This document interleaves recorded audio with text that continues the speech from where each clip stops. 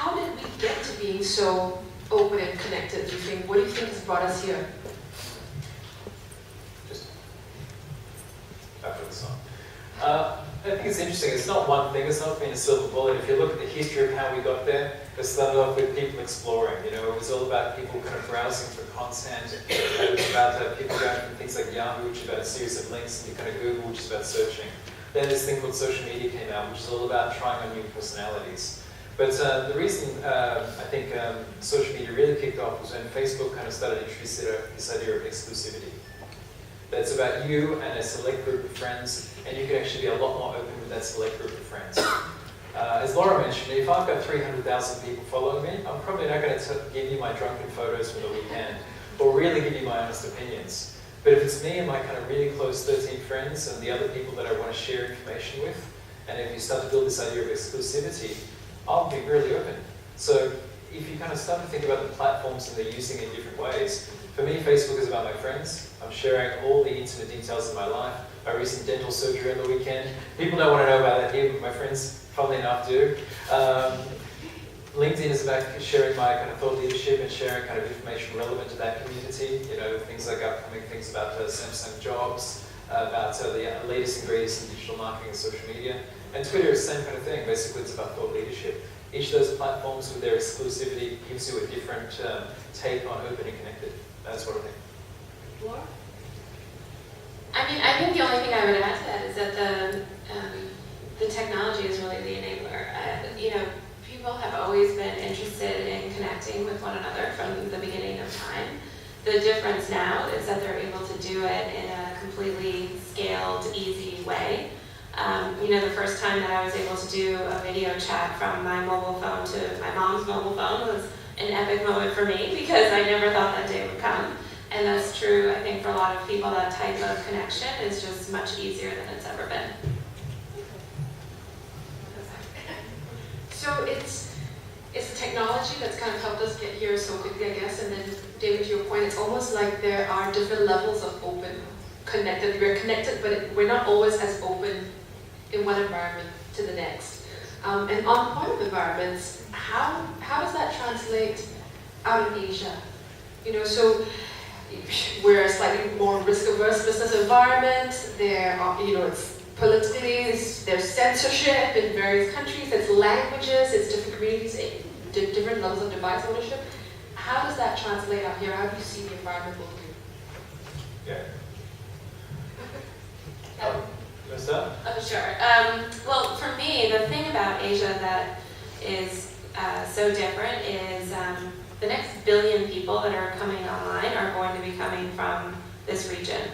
And not only that, their primary access point to the internet is going to be through a phone. And this is really kind of a unique convergence of things happening in this region. So I just think it's going to mean that there's going to be an acceleration of the pace of social interaction. I don't think we are seeing fundamental changes from a marketing perspective in how brands are approaching social marketing in this region versus others. But from a user perspective, I think the influence of mobile and the just increase in population online is going to be the big thing. I have a slightly different take on that, which is we're not fearless in Asia. So I'd say if we were in America or maybe Europe, you have a greater ability to speak more freely, to say what you really feel without any kind of risk or any kind of backlash. I think there's not necessarily a fear, but certainly a reluctance to speak openly about issues that really matter. So for example, we know in Singapore that there's kind of huge debate at the moment about the size of the population. It's unlikely someone's going to kind of write into the Straits Times and say, you know what, my name is Damien Cummings, here's how I really feel about it. But of course, I would actually go onto Facebook and rant about that with my close friends. And it's probably one outlet within a closed, exclusive network that you can get away with. So I think it's changing the population, it's changing the engagement mechanisms here. As people are becoming more fearless in their own exclusive networks, they're actually starting to take that outside of those networks. Start to think about, maybe I can test the boundaries a little bit, maybe I can say more, maybe I can experiment more. So I think the key difference is we have been a little bit more reluctant, and certainly from a brand perspective, the thing I hear most often is if you're engaging in social media, how do I control it? How do I stop negative comments from happening? How do I corral that conversation? Well, the reality is you can't, but they're going to happen whether you're controlling the conversation or whether you're engaging in it or not. So the best thing you can do is start to kind of drive those conversations, be open and honest. And I think that's the biggest thing, that transparency and honesty is starting to creep into what we're doing here in Asia. Yes. No, I completely agree, especially with that last point about, the fear that brands do have. And I actually think it's a universal fear that I see across the board, understandably so. It sort of feels like you let a dragon out of the box and suddenly everything is out of control. But I do think that the experience of the last 5 years of brands making a lot of mistakes in that area has really informed people about how to manage things correctly. And the truth is, like you said, you really can't control the conversation that people are having about you, but my perspective is those people are going to be having that conversation anyway. So whether you're in the room or you're not in the room, they're going to be saying the same thing, and wouldn't you rather be there to hear that feedback and to have your own input back to them? I'm just gonna talk, maybe then we'll leave the mic with you, and if we have an extra mic that we could use, that'd be great. But what did you mention, Laura, the pace at which the change is happening with mobile users and in Asia? How is that pace, what does that pace feel like if you're a business? What does that pace feel like if you're a brand? Because, obviously business concerns and it's turning around an oil tanker or aircraft carrier, but then the tweet goes around the world in a second. How do you manage business concerns and balance that, with the pace of social media, how they explodes? I think there's a lot of peer pressure to get involved in social marketing. Every marketer out there sort of knows that social is really important, but a lot of people don't quite know how to start or how to get involved. And I think it's because people are thinking of social marketing as this kind of separate thing that they don't know that much about.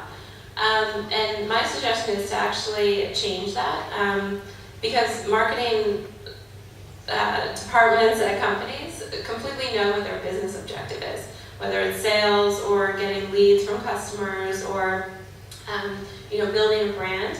That goal is typically very clear.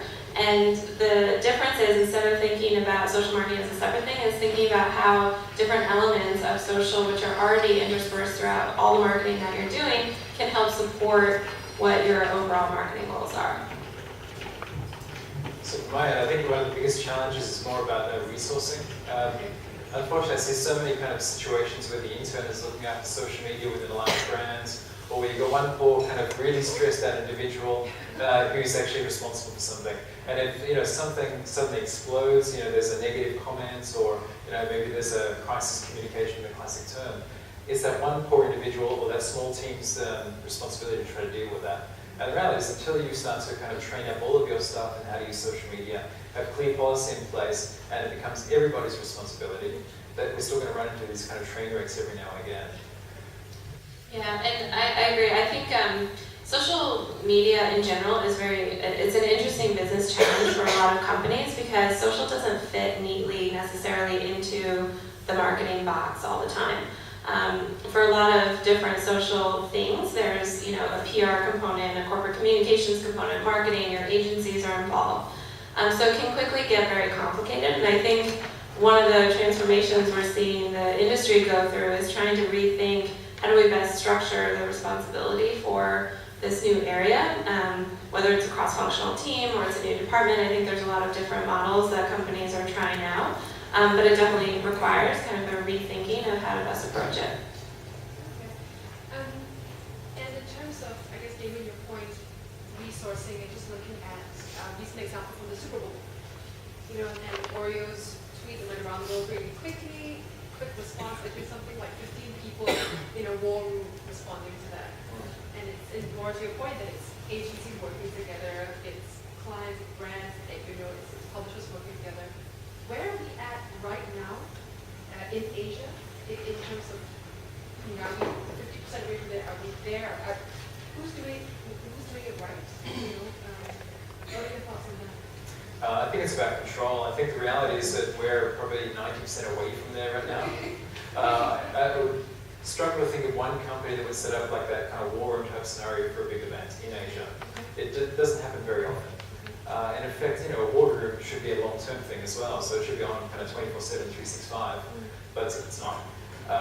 So I'd say it's a real challenge because the senior decision makers and executives in organizations have to be more comfortable with letting go. That things don't go through a 4-layer approval process. That it's not necessarily just tied to a new product launch or tied to an upcoming campaign. That when it really matters, when there's a blackout at the Super Bowl and you need to get something in front of customers fast, we're not set up for that at all here in Asia. It's very, very different, but that's the future. But we have to take those best practices. Hopefully we can do that at Samsung and start to lead the pack, but we can go from there. So, I mean, the good thing about being 90% away is you can only go up. We can only go up. It's only positive. Yes. Laura, what do you think? I completely agree. I think it's very, very early days here, here in Asia in general with social media.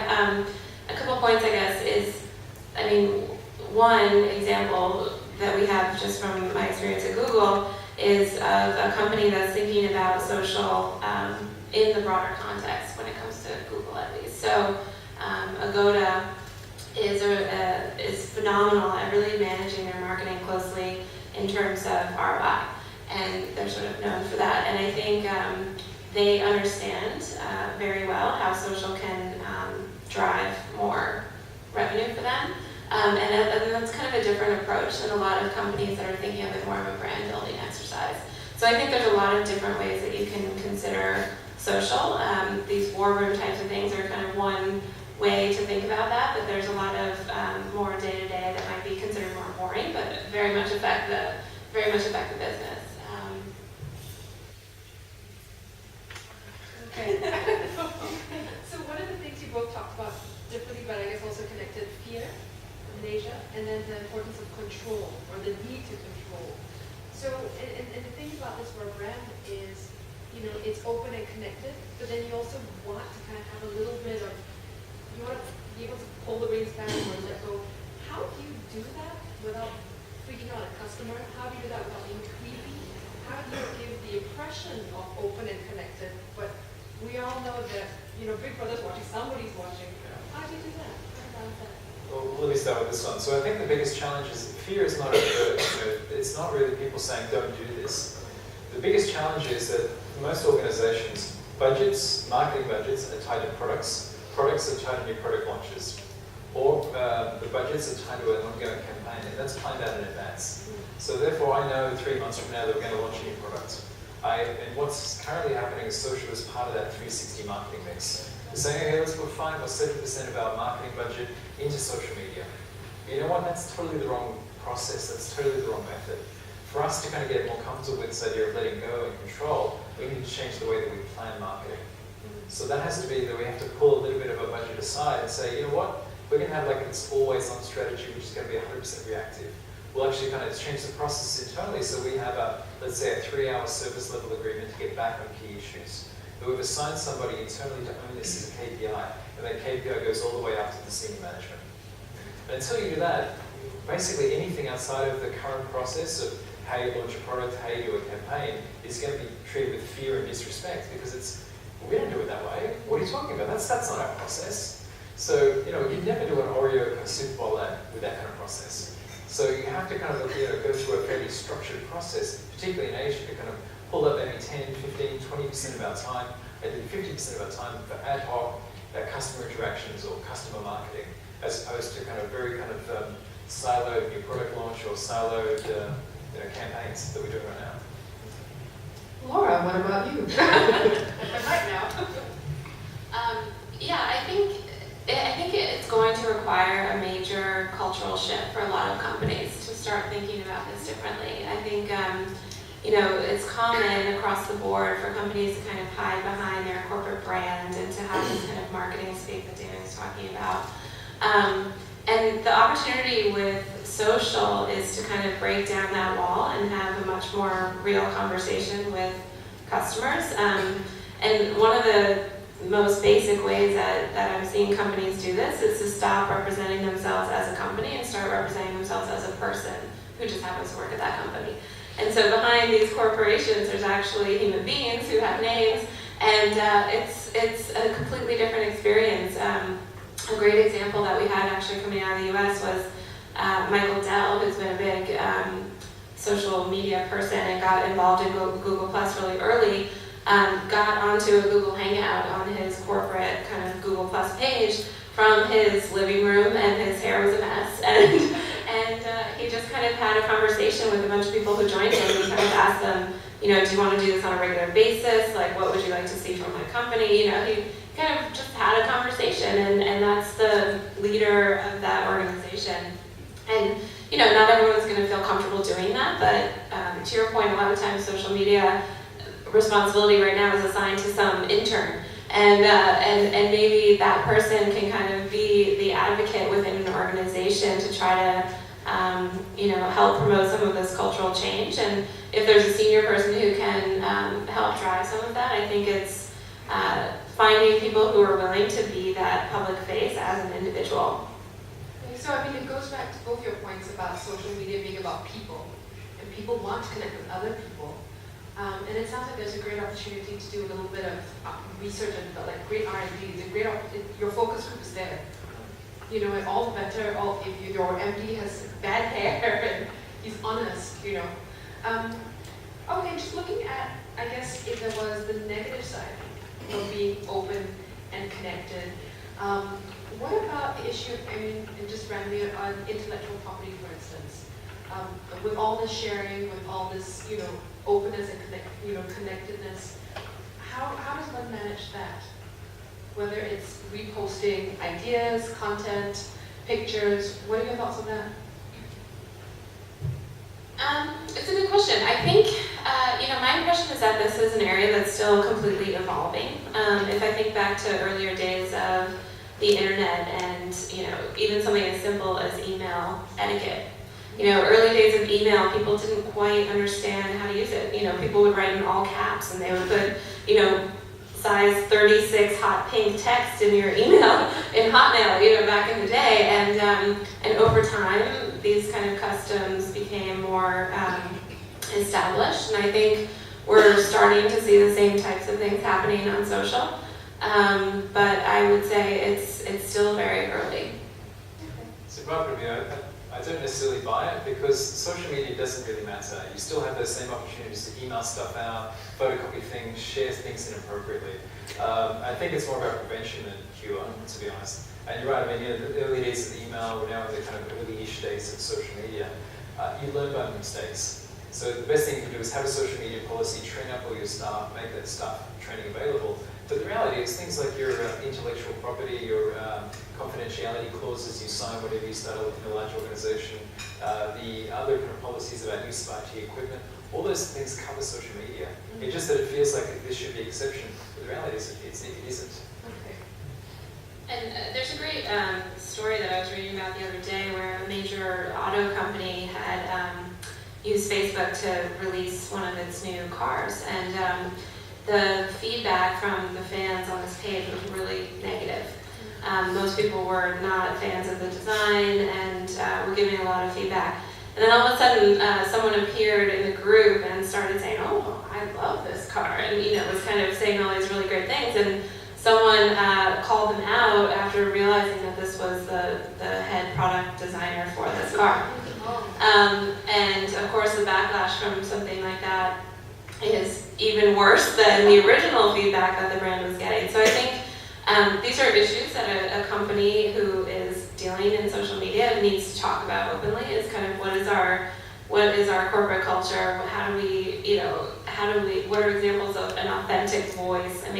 You can have these types of conversations. Okay. At this point, we're just going to see, are there any questions? Yes. We need to get a mic to try, or,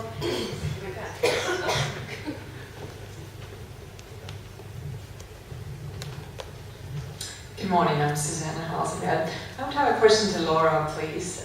You said that brands should switch from always on to always in. So it sounds like a kind of paradigm change, but what's your view? Haven't brands always tried to be in conversations whilst being on? Or do you imply to say that brands have actually previously been bombarding users in the social media much the same way as they've done in other media, as opposed to participating in conversations? Right. Yeah, I mean, I think that it is a paradigm shift, like you're saying, to think about marketing a little bit differently. There's really a lot more information coming back from consumers than there ever has been before. In the past, I think traditionally marketing was very much, especially brand marketing, was kind of this one-way push, and you were trying to distribute a lot of information to as many people as possible. And I think I mentioned in the presentation that my view is that this has really changed, where you're trying to find a small percentage of the people who really matter. Obviously, as a brand, you can't be involved in every single conversation that's happening out there about your brand, but there's some that matter more than others. And so I think it's a matter of investing some resources into identifying who those key influencers are for your brand, like you were talking about, as well as where the forums are that are going to have the biggest impact. And then those people are able to take the information that you're talking about and really amplify that and actually support you with your overall marketing plan.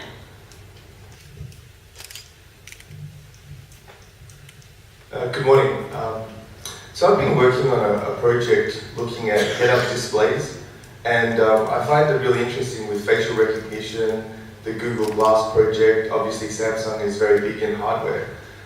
What do you guys think would be the impact on social media with things like Glass, Project Glass? How would Google Plus, for example, tie in with Google Glass? And also, obviously, Samsung and Microsoft have been looking at this type of technology as an enabler. Well, I'm very excited about Glass personally, but I'm also very excited about some of the things that I've saw going out of CES, where to me right now, the biggest limitation is that a lot of our connection that we're doing through social happens on our phone. And if you're like me, it's so annoying to have to take your phone out like 400 times a day in order to do anything. So, whether it's going to be the touchscreen watch coming out, or it's going to be Google Glass, or it's going to be some other thing that I haven't even seen yet, there's all of this new actual hardware that I think is going to make that whole experience of connecting so much easier to do, that we're not even going to remember a time at some point in the future when we had to use our phones. It's going to feel antiquated. So I'm very excited about the fact that this kind of connection theme is going to become that much more seamless with each other. Yeah, from my point of view, I see how people connect via social or digital won't fundamentally change. Anything, something like that will be more about location-based services. So if you would have heads-up display of things like ratings and reviews as you see objects in almost an augmented reality kind of way, you walk past a 7-Eleven and suddenly you see the specials pop up in your very large kind of view screen. Or you can actually find out that your friends are somewhere nearby.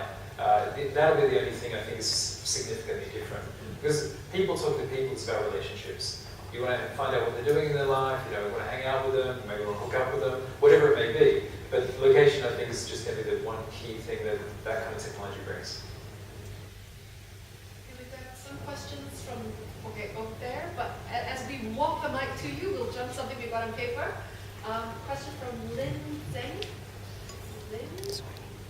All right, we'll just jump to the question. What are your top tips for community managers in handling trolls? Especially the not so overt trolls. Okay, a couple of quick tips. First of all, hold off on your immediate reaction. Try to let the community deal with it first. Every community always has its own kind of defendants and aggressors. If someone's just being a real difficult person, I was going to swear then, but a real difficult person, the community tends to sort them out themselves. You don't need to panic too much. I think second tip is actually call them out. Once if you've given the community a chance to look at them, actually open honestly, say what's the issue going on here. But I think don't forget feedback is a gift, even negative feedback. So there's often a distinction between people don't make between negative feedback and trolling. So if someone is truly trolling, take them out, ban them, get rid of them. You don't want those kind of people, disturbing the community. But if it's just truly negative feedback, deal with it, take it offline, try to work with those people, and see that feedback as a gift. Anything? Okay. Question. Hi, I'm Shri Staff. My question is to Laura. You stressed on the importance of peer recommendation, and we've seen a lot of that happening with Foursquare, Yelp, and a lot of tools that are available. What's your opinion on stuff that you already mentioned, like the social search via Google Plus, and now that Facebook Graph Search is in? So, what's your opinion on tools like these being part, or are they important to brands? So, adding a social element to search is key across the board. I think, similar to what I just mentioned about phones, I think at some point in the relatively near future, we're going to remember when search wasn't social and be like, oh, that was so useless. How is that even possible? Because it's such a natural thing that needs to be in there. If you're planning a vacation, I was just thinking about this last night, why isn't it easy for me to identify everyone that I know who has been to the place that I want to go? And so it's easy for me to find out what restaurant I should be at. I think, we have all of the technology collectively in order to make that happen, but we haven't quite realized it yet, and I think it's coming. In the presentation that I gave, the first step that we've been really working on at Google is integrating peer recommendations into our search ads, as well as our organic search results. And I showed an example of what that looks like. And to your question about how this is impacting brands, it's absolutely impacting them in a positive way. In terms of actual click-through rate improvements, in terms of conversion, sales improvements.